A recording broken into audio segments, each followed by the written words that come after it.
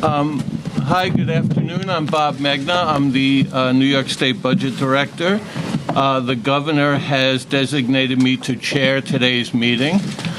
First order of business is to welcome everyone to the meeting, and I'd like to welcome Mayor de Blasio and City Controller Stringer to their first Financial Control Board meeting. And Controller DiNapoli to maybe his 10th or 12th, I don't know how many. And then I'd also like to welcome the board members and the staff representing the state legislature. I would note, again, why don't we, rather than have me mispronounce their names, why don't we go around and have people introduce themselves? Norman DeLewis, Jay Lifton, Doreen Mazzara, Dean Fullahan, Tim Mulligan, Tony Shoris, Scott Stringer, Bill de Blasio, Bob Megna, Jeff Summer, Tom DiNapoli, Ken Blywins, Lawrence Golub, Jeff Hallis, John Levin. all right, that went very well. You know, after 3 times, I've gotten good at this. I will now entertain a motion to approve the minutes from the last meeting of the annual board, which was held on July 23rd, 2013. These minutes were previously distributed for comment. Do I have a motion? so moved. Do I have a second? Second. All in favor? Aye. Aye. The motion passes. With that, we can get directly to the main order of business, which is a review of the city's financial plan. And I'd like to ask Mayor de Blasio to present his 4-year financial plan. Thank you very much, Bob. Want to thank you and the governor for the very constructive, positive working relationship we've had on budget matters and so many other matters, and thank you for your leadership of this panel. I'm just going to give some very broad comments on the city's fiscal status, and I'm very pleased to be doing that at a moment where we're in a fiscally sound dynamic.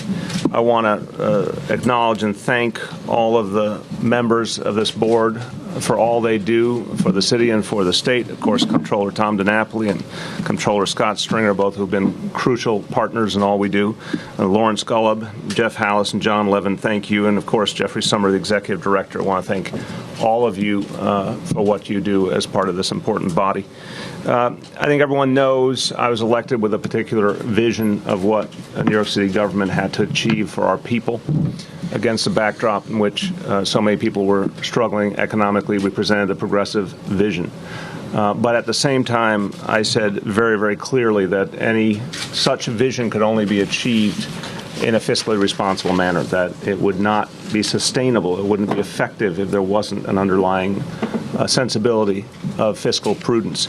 We are, in this administration, very proud of the path that we started on these 7 months, and we're proud of the things we've started, but we know they only function properly if we constantly watch our fiscal dynamics and ensure they are sustainable. A quote that I love to reference is from someone who I have seen as a great exemplar in the work of government and a true example of all the good that New York City and New York State have done for the world, Franklin Delano Roosevelt, who said, too often in recent history, liberal governments have been wrecked on the rocks of loose fiscal policy. So President Roosevelt summarized better than I could the notion that if we want to pursue important ideals, if we want to reach so many people in need and create a more just society, we can only do that if we are fiscally sound. The team in this administration has done an extraordinary job. I asked those who joined the administration to take on an entirely unprecedented situation with massive unknowns, particularly around our labor dynamics. The team that saw us through to a balanced budget, that saw us through to a greatly improved situation in the relationship between management and labor, and put us on such a sound sound standing, I should say, for the future. Tony Shoris, our first deputy mayor, has done an extraordinary job marshaling all the pieces of this government towards effectiveness and fiscal prudence. Dean Fullahan, my budget director, and of course Bob Lynn, our commissioner for the Office of Labor Relations. Bob entered into a situation that, again, unprecedented in the city's history, 152 open labor contracts, never had happened before in the city's history. I said to him at the beginning of the process, I said to him during the interviews that the measure I would hold for success would be if during the first calendar year, during 2014, we could get half of those contracts settled, given the difficult history, given the length of time that had transpired without the contracts having been settled. I thought if we could get half of them done in the first year, it would be an extraordinary measure of success. By the end of this spring, Bob Lynn had gotten 60% of all city workers under contract, and we expect to have a lot more progress on that front in the next few months. So that is an extraordinary step forward for the city writ large, for the relationship between labor and management, for the ability of our workforce to do its job well and productively, but essentially, and obviously greatly of concern to this board, that was the gateway to creating a predictable and sustainable dynamic for the city, and we're very proud to have achieved that, and you'll see it obviously in the details of our report. One of several elements that I think paint a picture of something very positive for the city's fiscal standing. We are very, very appreciative to the state of New York for the aid we received in the budget process, an unprecedented level of aid for our school system and aid we desperately needed to address the needs of our 1.1 million students. A new and unprecedented commitment to full-day pre-K for every New York child. It's a 5-year commitment that will allow us to build this program out effectively and make it, I think, a transcendent piece of our educational system. At the same time, in the course of the budget process this year, we boosted our general reserves to a historic high. We kept our out-year gaps well below historical averages and restored and increased, in fact, funding to the retiree health care benefits trusts. These were things that we all thought were important to do for the future of the city. I know that there was a great deal of support for these actions by monitors, including Comptroller DiNapoli and Comptroller Stringer, on the notion that these were kind of foundational steps we had to take for the long-term fiscal health of the city.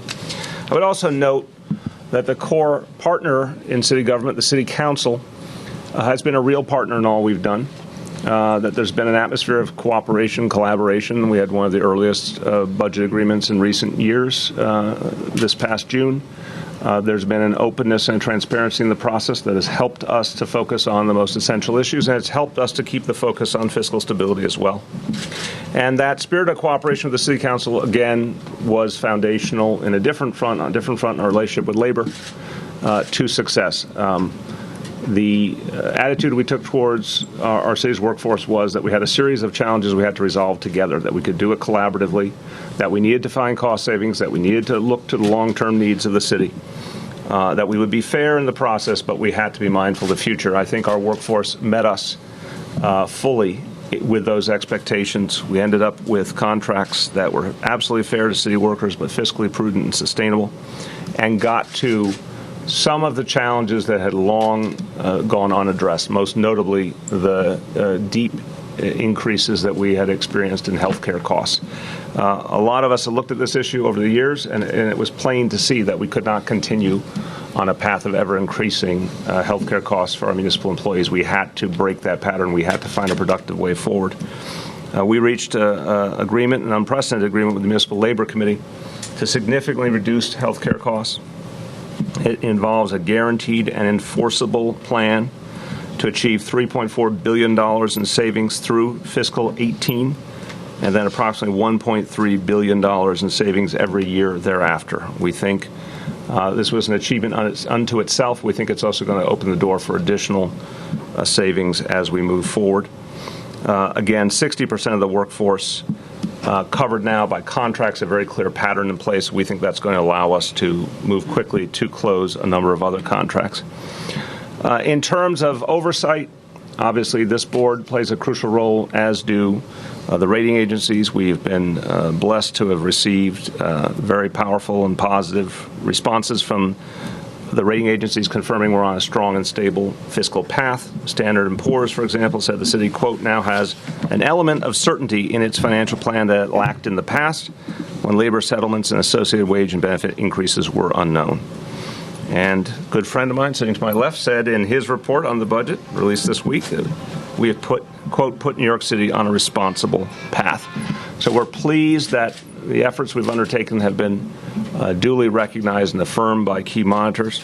We also have a great measure from the marketplace. The recent bond sale was a great success. Demand outstripped supply, and at low yields, we were able to maximize savings for the city.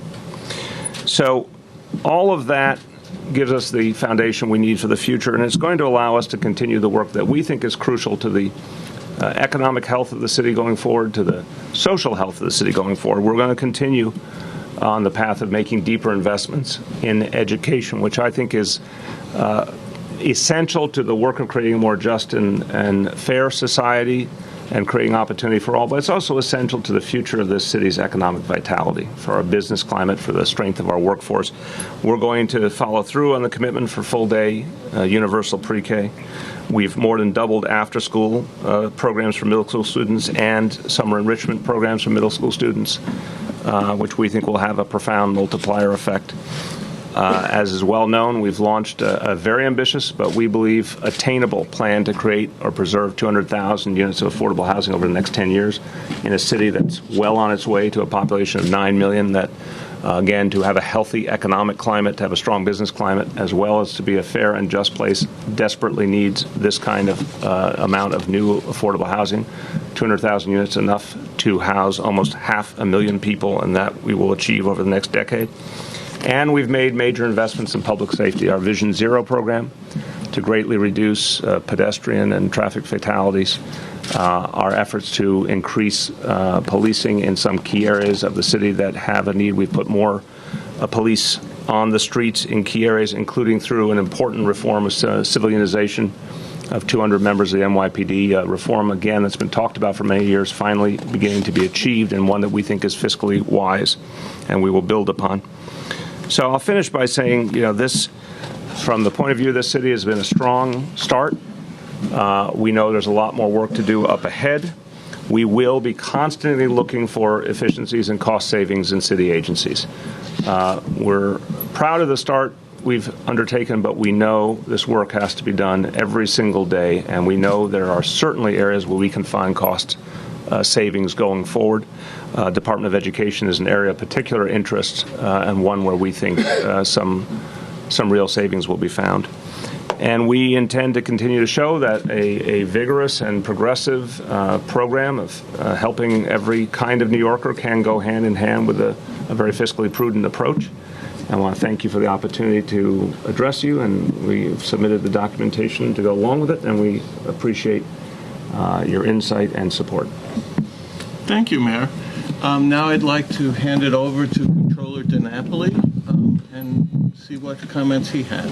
Thank you, Bob, and thank you, Mayor de Blasio, for your report. I'm joined by Ken Bleiweiss, who's our Deputy Controller for New York City. Ken and his team are the group in the State Controller's Office that monitor New York City's budget and financial plan. And Mayor, I just want to compliment you and your team for being very open and very forthcoming whenever we've had questions or looked for clarification, particularly Dean Foolahan. Just want to say thank you for making our job easier by your openness. I'll offer the following thoughts. For years, the Office of the State Controller and others have pointed to the absence of new labor agreements as the greatest fiscal uncertainty facing the city's financial plan. This past May, the city reached a long overdue agreement with the United Federation of Teachers, an important step forward. Since then, a number of other unions have reached new agreements with the city, bringing the share of the workforce that has accepted the UFT pattern to nearly 60%. The city and the municipal unions have also agreed to work together to reduce the cost of health insurance to the city by $3.4 billion through fiscal year 2018, of which $1.3 billion would be recurring savings. The city's financial plan also includes a number of new programmatic initiatives which reflect the priorities of the mayor and the city council. As the mayor outlined, these include the expansion of full-day pre-kindergarten and after-school programs funded from the largest increase in state education aid in 8 years. Of course, there is a cost to these new commitments. The city now projects out-year budget gaps of $2.6 billion in 2016, $1.9 billion in 2017, and $3.1 billion in 2018. While larger than the gaps projected by the city in February, the out-year budget gaps are significantly smaller than the historical average over the past 35 years when measured as a share of city fund revenues. While the budget gaps for fiscal years 2019 through 2021 could be larger because of the cost of collective bargaining is highest in those years, the city has a long lead time to close these gaps. The sooner the city begins the process of narrowing the budget gaps during the financial plan period, the smaller the gaps will be in fiscal years 2019 through 2021. The city will also benefit from its conservative approach to forecasting revenues, which has resulted in surpluses that have helped close budget gaps and cushion the impact of adverse events. In fiscal year 2014, for example, tax revenues exceeded the city's forecast at the beginning of the year by $3 billion. For fiscal year 2015, the city forecasts only a small increase in tax revenues, even though the economy continues to grow at a steady pace. Wall Street, one of the city's economic engines and a major source of tax revenues, got off to a good start in 2014. The securities industry reported first-quarter profits of $5.3 billion, despite litigation costs that have held down profitability. Although profits were less than last year's first quarter, the first quarter results put the securities industry on pace to exceed the city's forecast for this year.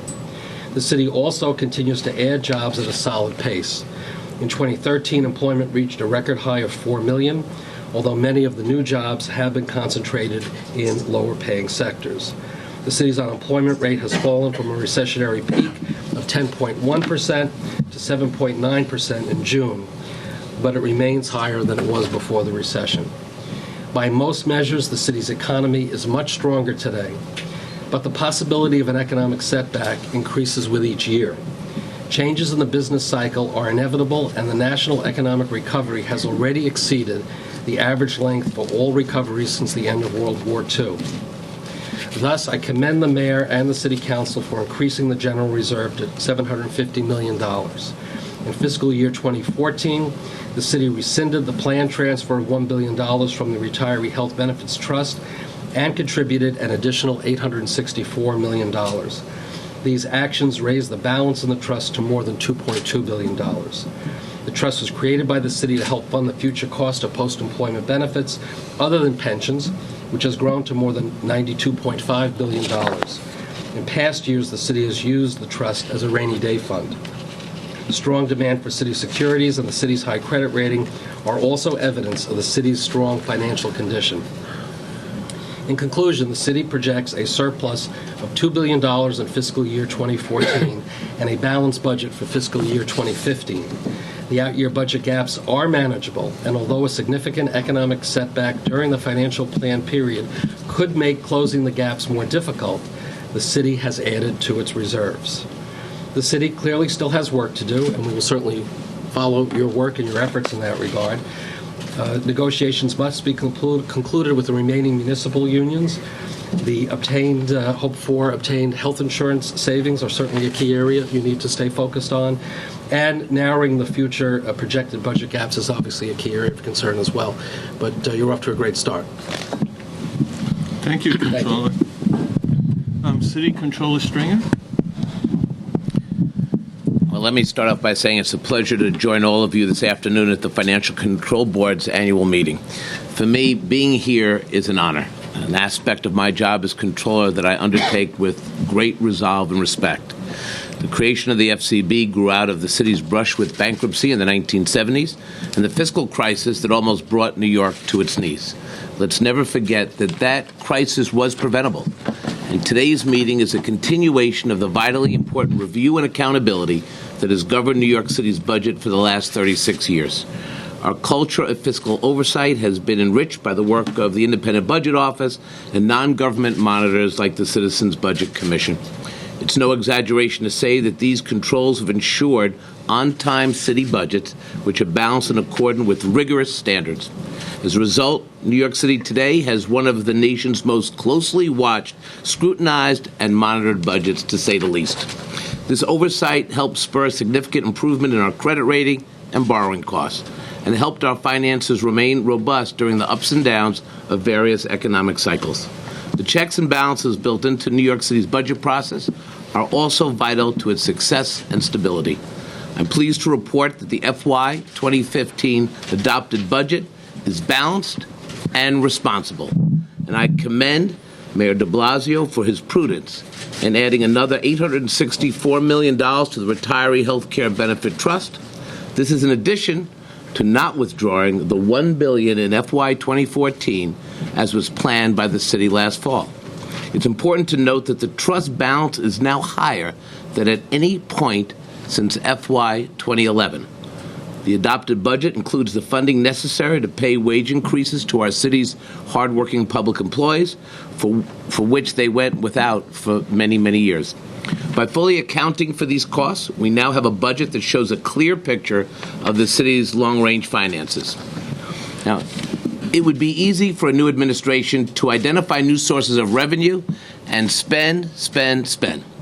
But the mayor found ways to fund critical programs and services while also setting aside money for the city's future. He and the city council should be commended for finding resources to expand programs like UPK, after-school arts education, and summer youth employment programs, at the same time putting aside money for that rainy day. They've also begun new initiatives like the rent cap for HASA housing, Vision Zero, and Muni ID cards. On the pension side, I'm pleased that the 17.4% returns from this past fiscal year, we just announced this yesterday, will further reduce our projected out-year budget gaps starting in FY 2016. This will ultimately save the city $17.8 billion, more than $1 billion in the current financial plan alone. I'm also encouraged that New York City continues to surpass the nation in growth and job creation. My office is projecting higher revenues that will more than offset the risks of higher uniform overtime costs and the difficulties in claiming federal Medicaid funds at DOE. These revenues will further reduce our out-year gaps to manageable levels. But let me just conclude by saying we must remain vigilant. While the economy looks stable now, with the national growth forecast to improve, there is increasing evidence that this recovery may never return to the full speed above 3% gross domestic product. I'm also concerned about the nature of jobs that are being created in our city. They reflect an increasing tilt towards low-wage industries, and I know the mayor is working hard on many of those issues.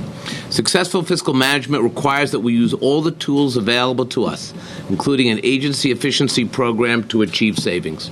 Only by accumulating resources can we cushion ourselves against unanticipated future downturns. From 2009 to 2013, the city needed over $7 billion of prior year resources to overcome its operating deficits. Again, we have to remember that accumulating dollars keeps us protected against any shift in the national economy, as Comptroller DiNapoli stated. It really is a pleasure to be here before all of you. By working together, I know we'll protect the integrity of New York's budget process and ensure our city's fiscal future. That mandate is no less urgent now than it was when the FCB first met, and I'm proud to be part of this important ongoing process. Thank you, Mayor de Blasio, for an excellent budget presentation and a process that I think led to a strong, balanced budget for our city. Thank you very much. Thank you, Comptroller Stringer. Now I'd like to turn it over to our Acting Executive Director, Jeff Sommer, to present the staff's comments. Thank you, Chairman. Before I give an overview of the financial plan, in addition to welcoming the two new members, I'd like to specifically welcome the Budget Director, Dean Fullahan, and Mr. Mayor, to let you know that Dean and his staff through this period has been open, cooperative, and very professional, and I thank them for that. Thank you. The adopted fiscal 2015 budget was balanced thanks in part to constructive developments over the course of fiscal 2014. $3.7 billion higher than forecasted revenue collections, $1 billion increase in the release of prior year payables, debt service savings of $618 million, the drawdown of $410 million from the General Reserve, and other actions that generated roughly $5.9 billion of net surplus operating funds. The city applied almost $3.8 billion of this net operating surplus to the fiscal 2014 budget to restore funding to the Retiree Health Care Benefit Trust and to cover costs related to its labor settlements. Additionally, the surplus was used to augment the prepayment of fiscal 2015 expenses by $1.8 billion for a total prepayment nearing $2 billion. The city also assigned $450 million of the surplus to boost the general reserve to an historic high of $750 million. The city's decision to reverse the planned withdrawals from the trust fund is a prudent and responsible move as the unfunded liability for retiree health benefits continues to grow and now stands at $92.5 billion. The pay-as-you-go costs continue to grow each year and will eventually crowd out other needs. The city still needs to develop a long-term plan to both add funding to the trust and reduce the cost of health care for retirees. The additional resources available for fiscal 2015 allowed the city to fund almost $1.1 billion of agency new needs, $283 million of city council initiatives, and PEG restorations of $64 million while maintaining a balanced budget. Due to concerns over a tepid national economic recovery, the city still maintains conservative revenue assumptions in fiscal 2015 and the out years of the financial plan. While the 2015 budget is balanced and contains higher reserves, it does not include any projection of a surplus that could be used to lower the projected out-year budget gaps. The city has cautiously maintained conservative revenue forecasts and projects that the national economy will gradually accelerate through calendar years 2014 and 15. The city is concerned that the lackluster national recovery is aging without having achieved the expansion milestones of past recoveries. Our analysis shows that while there are concerns over the strength of the national economy, the city's economy continues to be strong. With that in mind, we project that there could be an upside in both non-property taxes and miscellaneous revenues totaling $650 million in fiscal year 2015, partially offset by expenditure risk and uniformed overtime expenses. The inclusion of funding for the projected labor settlements and the success in receiving some union approval has removed a major unknown risk to the city's financial plan. Fiscal 2015 is balanced with projected budget gaps of $2.6 billion in 2016, $1.9 billion in 17, and $3.1 billion in 18. In addition, the budget gaps are likely to extend beyond fiscal 2018 as factors associated with the labor settlements, such as lump sum payouts, pension costs, and the full impact of wage increases, are likely to drive up projected gaps. These gaps are the size that the city has shown the ability to manage. While the fiscal 2015 budget does not contain a projected surplus to help lower these gaps, the city must manage fiscal 2015 in a way that builds up a surplus and creates recurring savings for future years. The city needs to continue the practices of forecasting conservative revenue estimates, which it has, and maintaining high levels of reserves, which it has. The third leg of the city strategy has been to ask agencies to continue to review their priorities and develop plans for savings, additional revenue, or funding shifts. Since 1978, this process has been an efficient and successful management tool to keep current year and future budgets balanced. With the mayor's statement today, the city has started that process. During fiscal 2015, whether needed for current year budget balance or not, the city should implement a gap closing program with recurring savings to both build up a surplus as well as create recurring savings to deal with the projected out-year gaps. Thank you, Jim. Thanks, Jeff. I'm going to turn it over now to the private members to see what comments they may have. Thank you, Bob. I'm going to speak on behalf of the private members and Mayor, Controller. Welcome to your first of many control board meetings. We're also encouraged by the steps that the city has taken and this administration has taken. We agree with the comments that have been made today by the other members and by the staff regarding the four-year plan. The strong tax revenues in fiscal year 14 have allowed the city to adopt a balanced budget for fiscal year 15 and fund the labor reserve to pay for the recently announced labor contracts. While the out-year gaps will increase somewhat from what was projected before, they're well within the range of what the city has shown an ability to manage. While the staff and other monitors rightfully focus on the four-year financial plan, Mr. Mayor, the private members continue to be concerned about how the city measures and accounts for its spending, particularly spending related to retiree health benefits. in that regard, we're pleased that the mayor and the city comptroller have agreed on an appropriate way to account for the recently announced labor settlements. Unfortunately, the type of accounting required of the city, it's not the city's option, allows for the delay in funding certain obligations related to retiree health and the creation of large unfunded liabilities. The amount now is substantial, even larger than the unfunded portion of the city's pension obligations. As has been mentioned, the unfunded retiree health cost is about $92 billion, which is more than $11,000 for each city resident. It's been growing at about $5 billion per year, and based on current trends, we're concerned that the city may be unable to afford the retiree health benefits that current contracts provide for at some time in the future. The annual increases in unfunded retiree health liabilities do not show up as an expense anywhere in the city's annual budget. The annual budget only shows the pay-as-you-go cost, which is only about 1/3 of the total economic expense. This means that the city's pay-as-you-go costs are locked into large annual increases for the foreseeable future, and this spending may eventually crowd out other budget priorities. The City Comprehensive Annual Financial Report confirms the magnitude of the unfunded liability. The CAFR uses both full accrual accounting as well as the modified accrual method used in the budget. And for the year ended June 30th, 2013, the CAFR reports under full accrual that there would have been a budget deficit of $4.6 billion. This deficit is almost entirely composed of increases in the unfunded retiree health obligations. The city does have a plan to close over 22 years the unfunded portion of its unfunded pension obligations, but the city currently does not have a plan to fund the unfunded retiree health obligations, and we think the city should address this. We agree with your decision to reverse the planned withdrawal of $1 billion from the Retiree Health Benefit Trust and to, in fact, add an additional $864 million to the trust. But, of course, this is only a small portion of the city's liability. We urge you to find ways to shrink the gap between the trust assets and the city's retiree health care liabilities. Mr. Mayor, as we said, we're encouraged by the budgetary steps your administration has taken. We look forward to working with your administration and the other members of the board to deal with this and other issues. Congratulations on your first adopted budget and financial plan. Thank you. Mr. Mayor, I'd like to turn it back to you if you have any comments. Yes, just a brief comment, and would also welcome Tony Shores and Dean Fullahan if there's anything they'd like to add.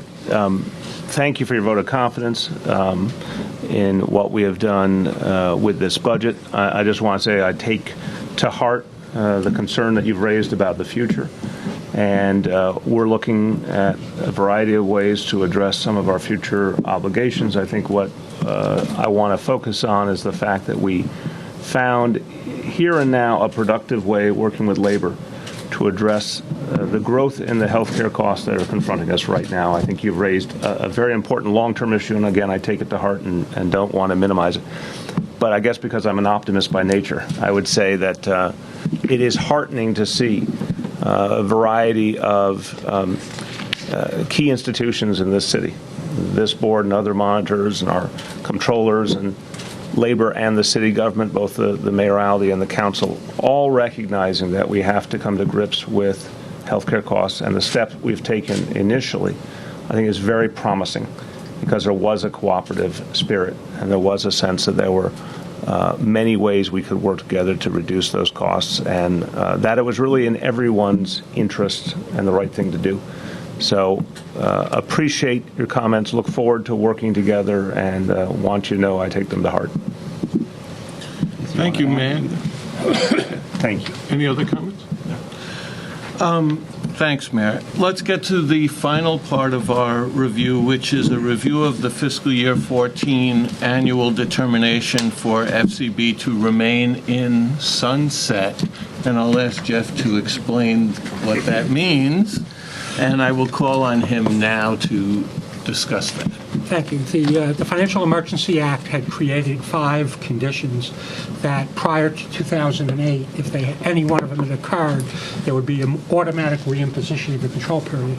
Since 2008, there is no longer an automatic imposition, but we meet and review the conditions to see if it's necessary to recommend to the state legislature whether or not a control period needs to be put back into place. And I'll review those conditions now. The city shall have incurred a deficit in excess of $100 million in the results of operations. The city has ended fiscal 2014 subject to the final audit with a surplus of almost $2 billion in its prepaid fiscal 2015 expenses. The city shall have failed to pay principal or interest on any of its notes or bonds when due and payable.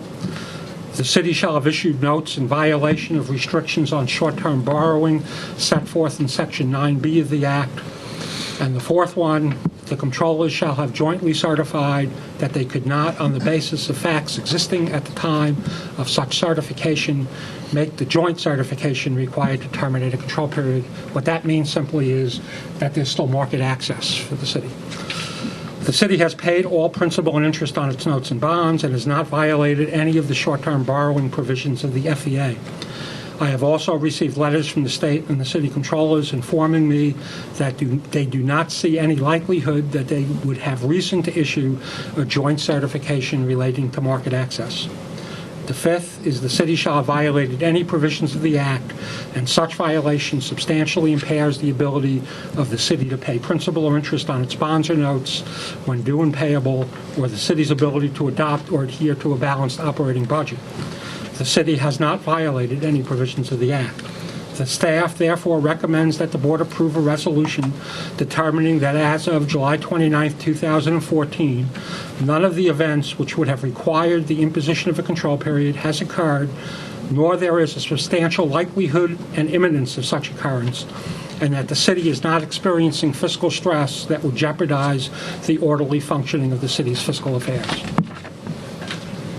Thank you, Jeff, for that summary. And now I will entertain a motion to approve the determination. Is there a second? Second.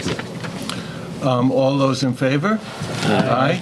The motion is passed. Congratulations, man.